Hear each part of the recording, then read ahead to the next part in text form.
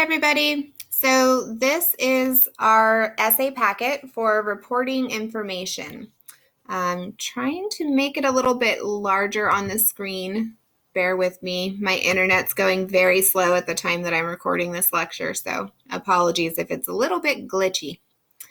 Okay, so for this essay, you've got all of the standard things that I include in our essay packets, a page of fun memes to ease the pain of writing, your essay prompt, a grading rubric, and then in this one, you've also got some resources to help you with finding outside sources because this essay will require a couple of those.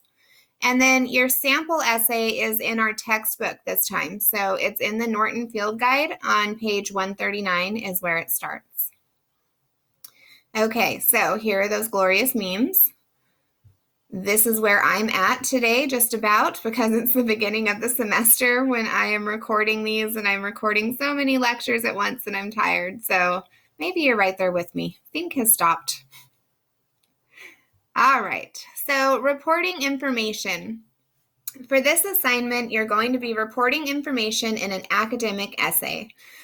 Remember that reports have many different functions in college and in other places like the workplace. So the focus of this report is somewhat up to you, but you do have some guidelines and purposes. So here's what your report should do and what it needs to contain. So first of all, you're going to be using 2 to 3 reputable outside sources. And your main goal here is to explain the science behind how something works. Some skills that you're going to be kind of practicing and demonstrating while we work on this essay are synthesis. So you are going to be bringing together information from several sources so that your readers get a fuller and more in-depth understanding of how each source helps us understand the topic at hand. You're also going to be presenting information in a way that makes sense for your topic. So your essay needs to contain fully developed paragraphs, and it needs to be in MLA format. So all of those kind of academic writing habits that you've been practicing. You might choose to include things like infographics or charts, but just be aware that those do not count towards your page count for the essay. So just keep that in mind. Those things are fine and they might be helpful or relevant, but they are not going to count towards your page count. Make sure that you include all of the major parts of an academic essay, including a thesis, body paragraphs, in-text citations, and a works cited page. And then all of that should be in MLA format because that's what we use for our class. Some things that you should avoid are listed here. Make sure that you're not simply summarizing each source that you're using. And this report is just reporting information, so we're not including your opinion about the topic at hand at this time. And then remember that it's not just a simple tutorial or like a step-by-step how-to. Instead, you're reporting on the science behind how or why something works, how or why something happens, or how or why something is effective.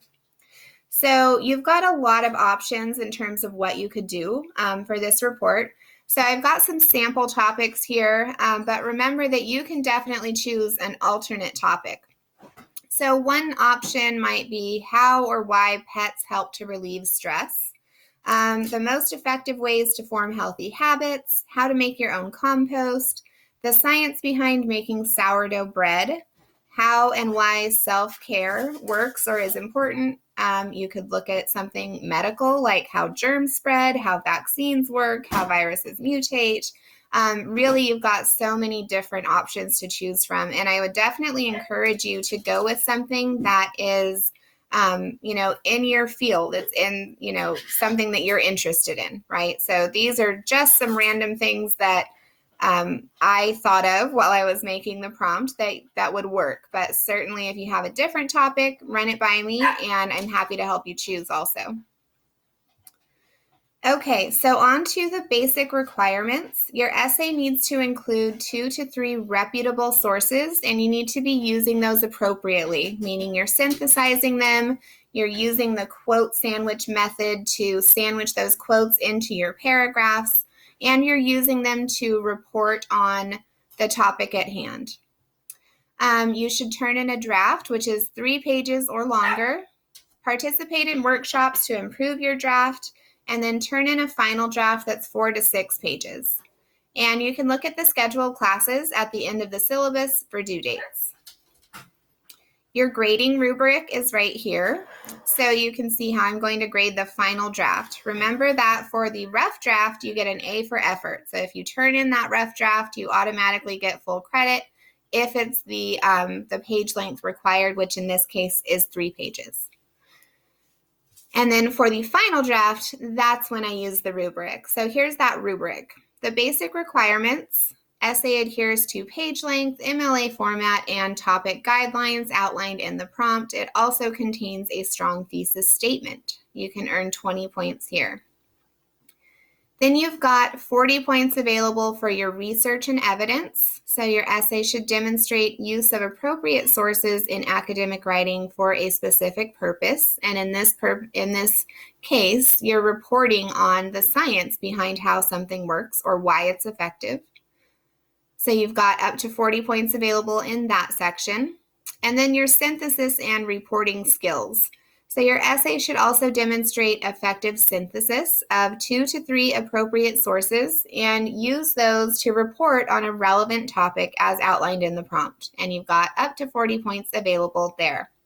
So that brings us to a total of 100 points possible for the final draft of this essay. Resources for finding outside sources are all listed here.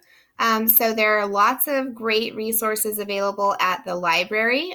This is just a more general site to sort of get started. This one helps you with researching using the databases, and I highly recommend doing that. They are super useful, and your tuition pays for access to them, so definitely use those.